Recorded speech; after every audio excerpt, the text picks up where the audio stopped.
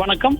சனாதன பேச்சுக்கள் குறித்து அமைச்சர்கள் உதயநிதி ஸ்டாலின், சேகர் பாபு மற்றும் திமுக எம்பி ராசாவுக்கு எதிராக நடவடிக்கை எடுக்கக்கூடிய வழக்கை முடித்து வைத்து சென்னை உயர்நீதிமன்றம் உத்தரவிட்டிருக்கிறது. அவர்களை எதன் அடிப்படையில் தகுதி நீக்க வேண்டும் என்று கோர முடியாது எனவும் நீதிமன்றம் தன்னுடைய உத்தரவில் தெளிவுபடுத்தி இருக்கிறது.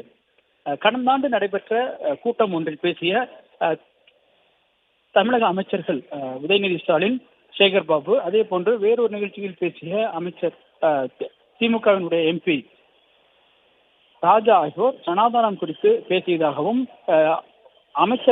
அமைச்சர்களாகவும் நாடாளுமன்ற உறுப்பினர்களாகவும் இருப்பவர்கள் சட்டத்தின் அடிப்படையில் இது போன்ற கருத்துக்களை தெரிவிப்பது விதிமீறல். எனவே அவர்களுக்கு எதிராக கோவாரண்ட வழக்குகள் சென்னை உயர்நீதிமன்றத்தில் தாக்கல் செய்யப்பட்டன.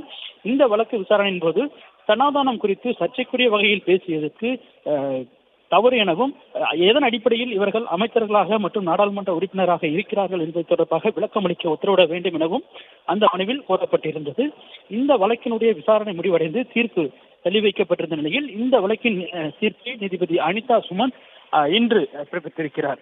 அந்த தீர்ப்பில் இந்த வழக்கை பொறுத்தவரை சனாதனம் குறித்து அந்த பேச்சு தொடர்பாக போதுமான ஒரு அறிவுகள், போதுமான அளவிற்கான கருத்துக்களை பெற்று பேசி இருக்க வேண்டும் எனவும் நீதிபதி தன்னுடைய உத்தரவில் தெரிவித்திருக்கிறார். மேலும் சனாதனம் குறித்து வேண்டுமென்றே பேசியதாக கூற முடியாது எனவும் நீதிபதி அனிதா சுமந்த் தெரிவித்திருக்கிறார். மேலும் மனுதாரர்கள் கேட்கும் கோரிக்கையின் அடிப்படையில் எதன் அடிப்படையில் அவர்கள் அமைச்சர்களாக அல்லது நாடாளுமன்ற உறுப்பினர்களாக நீடிக்கிறார்கள், அவர்கள் மீது நடவடிக்கை எடுக்க வேண்டும் என்று கோர முடியாது எனவும் முன்கூட்டியே இந்த வழக்கு தாக்கல் செய்யப்பட்டிருப்பதாகவும், எனவே இந்த நிலையில் எந்த உத்தரவும் இந்த வழக்கில் பிறப்பிக்க முடியாது எனவும், ஆனால் இந்த வழக்கு விசாரணைக்கு உகந்ததுதான் எனவும் நீதிபதி அனிதா சுமந்த் தன்னுடைய தீர்ப்பில் தெரிவித்திருக்கிறார். மேலும் பல்வேறு வழக்குகளில் நாடு முழுவதும் இதே போன்று தொடரப்படும் நிலை உள்ளதாகவும் தெரிவித்த நீதிபதி, எந்த வழக்கிலும் தண்டிக்கப்படாத ஒருவரை